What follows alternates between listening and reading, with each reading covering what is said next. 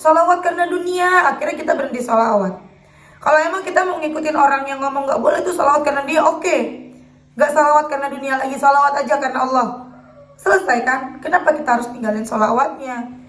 Bismillahirrahmanirrahim. Alhamdulillahirabbil alamin. Allahumma sholli ala sayyidina Muhammad wa ala ali sayyidina Muhammad.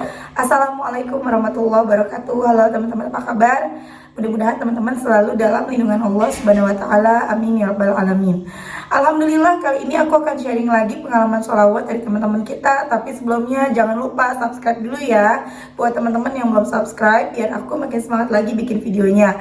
Dan buat teman-teman yang punya testimoni sholawat, silahkan kirimkan testimoni teman-teman ke nomor ini 0813 1543 0565. Dan buat teman-teman yang punya Instagram maupun TikTok, jangan lupa di follow Instagram dan TikTok aku, Meliza Arnelia. Nah, kalau teman-teman mau beli buku ini, teman-teman bisa beli di Gramedia, atau teman-teman juga bisa beli ke admin. Nomornya 0812 9875 7860. Buku ini insya Allah bisa bikin nambah kita semangat dalam sholawat. Isinya tentang testimoni dari aku sendiri dan dari beberapa teman-teman kita.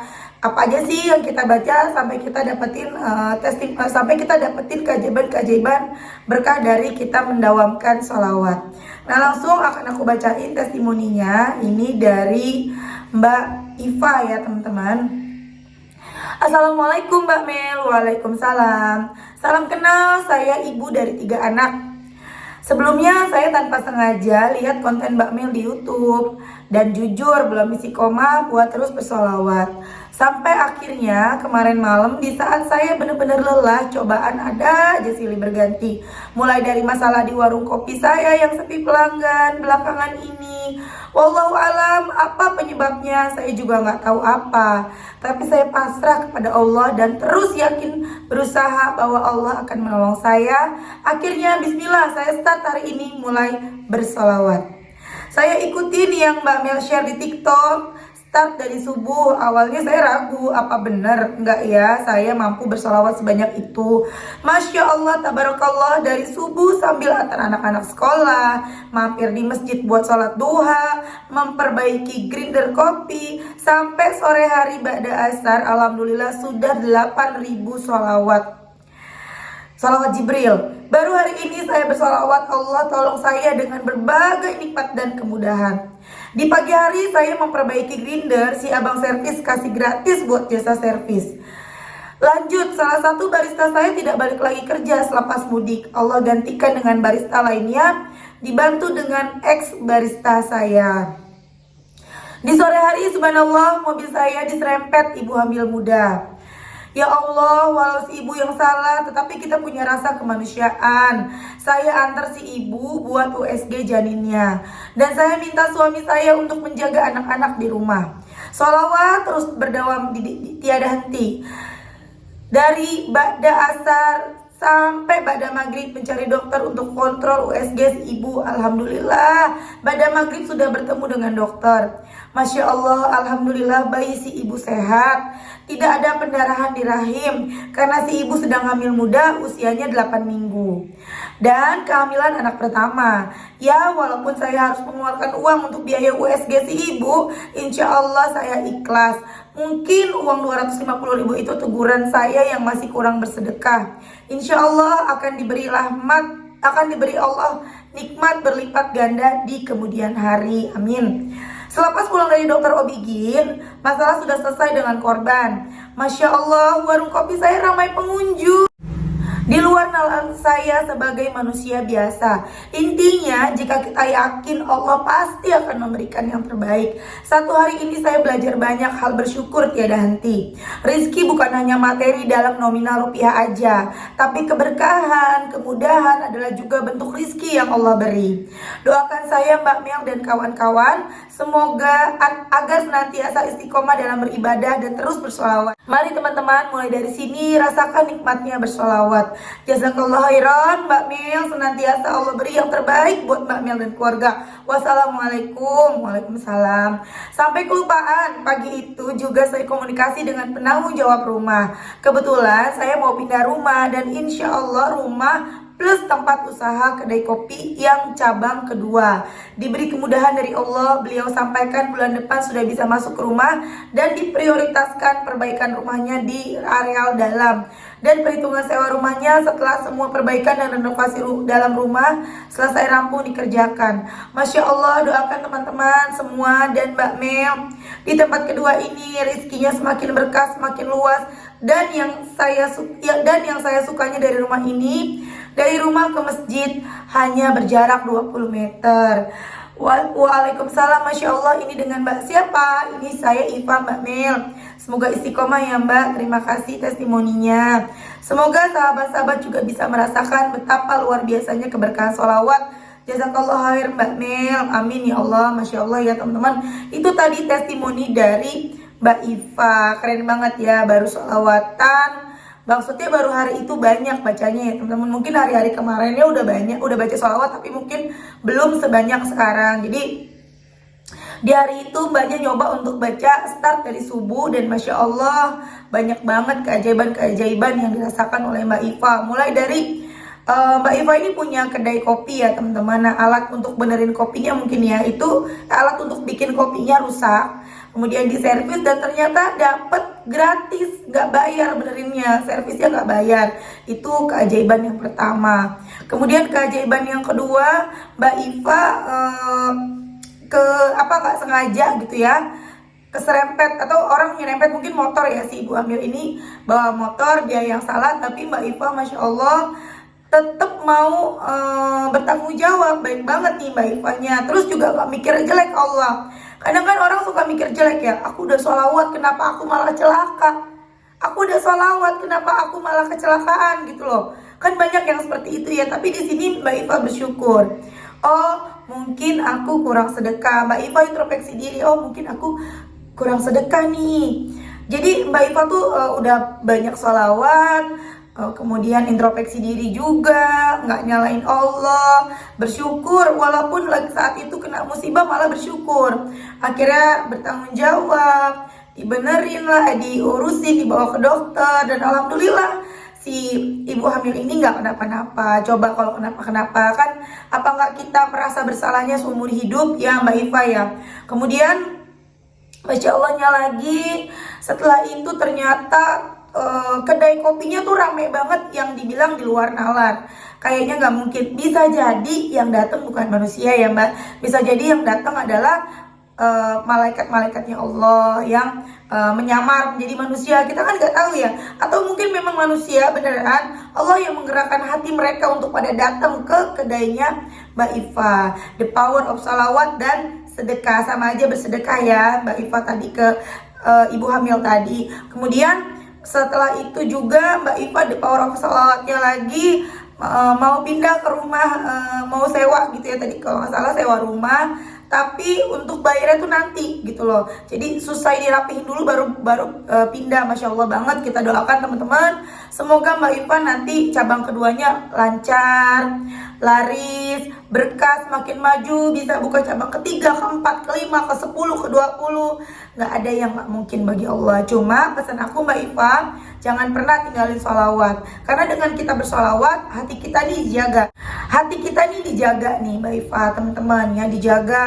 Mau ngelakuin dosa, jadi ada remnya. Mau ngelakuin hal buruk, kita tuh kayak punya rem untuk diri kita sendiri. Kemudian apa? Mau ninggalin sholat aja tuh berat. Sholat terlambat aja tuh berat, nyesel. Sholat udah waktunya sholat, nanggung nih. Kadang tar dulu, misalnya lagi sibuk, lagi kerja, lagi apa gitu ya, lagi masak. Itu gak enak banget di hati, beban banget rasanya. Apalagi sampai ninggalin sholat tuh beban banget. Itu kalau kita terus menjaga diri kita dengan berzikir, dengan terus mengingat Allah. Gak cuma sholawat ya, istighfar, baca tasbih, tahmid, takbir, dan lain-lain. Itu namanya zikir. Insya Allah kita dijaga sama Allah. Tapi dahsyatnya lagi kalau kita baca sholawat, walaupun kita bacanya sambil aktivitas, kita bacanya nggak fokus, kita bacanya sambil ngobrol mungkin, sambil nonton TV, sambil nonton TikTok, sambil nonton YouTube, tetap Allah ganti satu sholawat yang kita baca, Allah kasih 10 ampunan dosa, Allah kasih 10 rahmat. Itu the power of sholawat itu.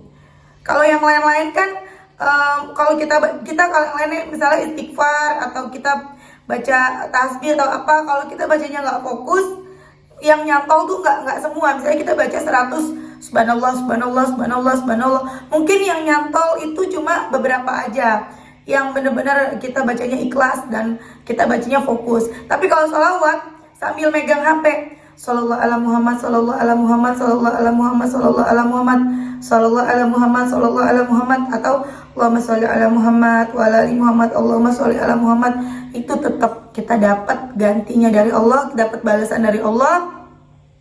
10 kebaikan, 10 rahmat Allah kasih, 10 ampunan dosa Allah kasih ke kita tuh. Masya Allah banget.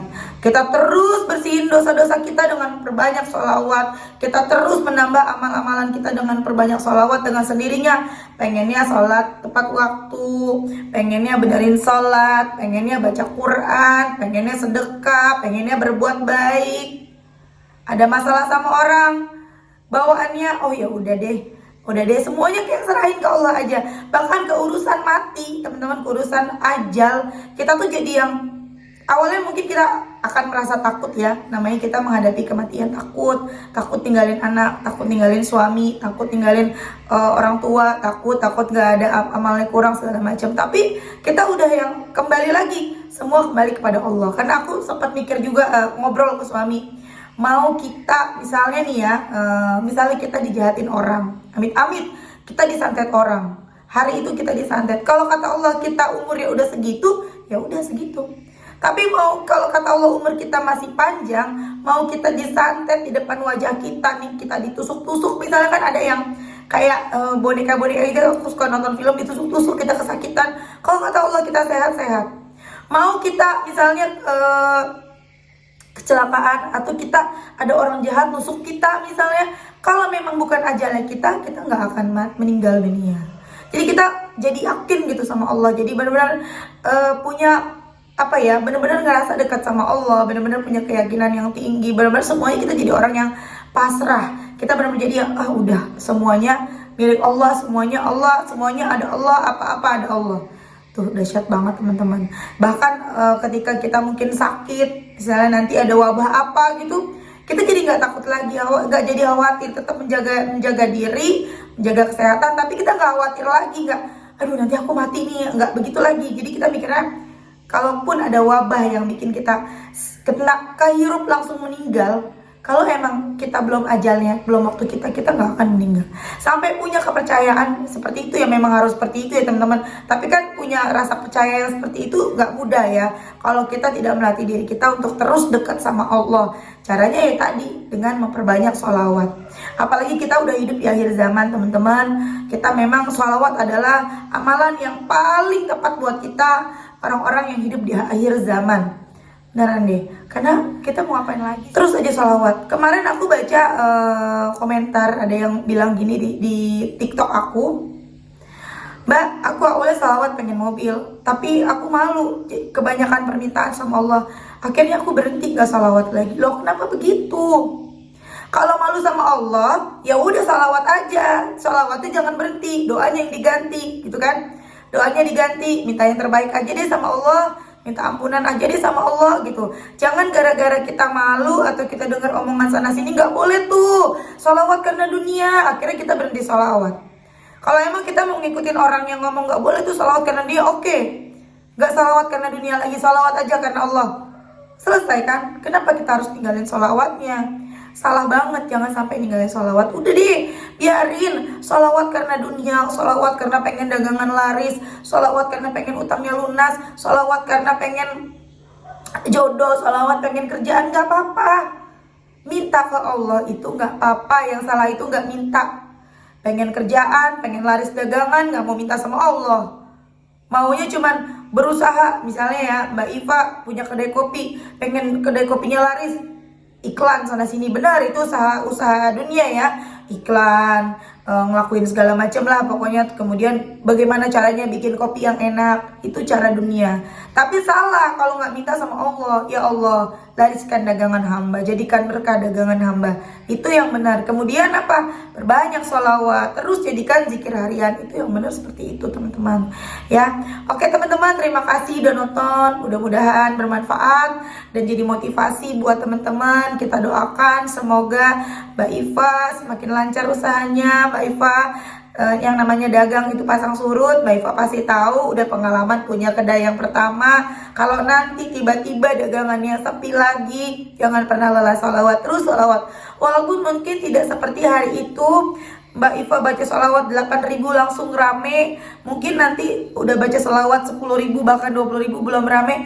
Jangan patah semangat, terusin sholawatnya. Allah tahu yang terbaik, Allah tahu ada apa di depan kita, Allah tahu ada apa, ada sesuatu apa di depan kita. Makanya Allah biarin mungkin dagangannya misalnya sepi dulu nih buat teman-teman yang lain juga, tapi ada sesuatu di balik itu semua yang dahsyat yang kita nggak pernah bisa lihat dengan kacamata kita sendiri, dengan mata kita sendiri kita nggak bisa lihat, hanya Allah yang tahu. Selain itu juga kita juga mesti bersyukur. Oh iya, kemarin udah dikasih rame, kalau hari ini dikasih sepi nggak apa-apa, kemarin kan udah rame, insya Allah nanti rame lagi. Seperti itu ya teman-teman, buat para pedagang yang mungkin sekarang lagi ngerasain dagangannya sepi.